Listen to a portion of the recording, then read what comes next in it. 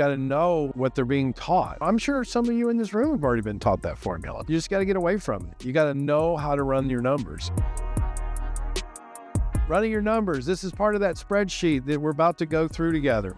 I'm going to walk you through this. So let's go to the spreadsheet. Here's the spreadsheet, running your numbers. So when we take the ARV, now this is just a quick spreadsheet. Now, one of the things that I work heavily on, there's 4 sets of expenses you got to take out on a rehab. Expense number 1 is your purchase fees, everything it requires to get the property. Expense number 2 is your carrying cost. Expense number 3 is your rehab cost. Expense number 4 is your resale cost. So when you're in flipping a piece of real estate, that's the 4 categories of expenses you've got to understand. Purchasing cost, carrying cost, rehab cost, and then your resale cost, okay? Now, in this quick evaluation, we take the ARV, we take the resale, which in this example, we're using 8%, so 150 minus 8%.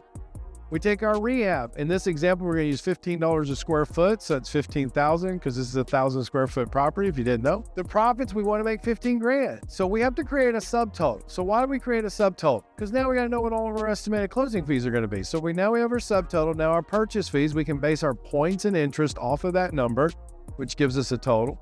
Then we can take our holding costs, which is gonna be our payments plus utility plus holding, based on that, whatever that interest rate is. And then we can take in our closing fees. Typically when we're closing it, it's going to be real estate commissions and 2%, something of that nature. Or no, when we're buying it, it's about 2%. Then that gives us a MOP. And a MOP for us is max offer price. Now, do we start here? No, we don't start there. And here's the other thing I want to point out. Is there a hedge factor already built into here? Yes, because here's why. We base all of our purchase fees, holding costs, and closing fees on what number? Well, in the subtotal, well, we could potentially be buying it for what? Less than $99,000. So when you use this type of model, you're actually building in a slight hedge factor for yourself. This is why I try to tell everyone that I work with, know how to run your numbers instead of ARV times 65% minus blah, blah, blah.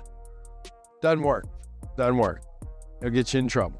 Now, here's the beauty of that. We know that every other junior investor out there is using that formula. Because why?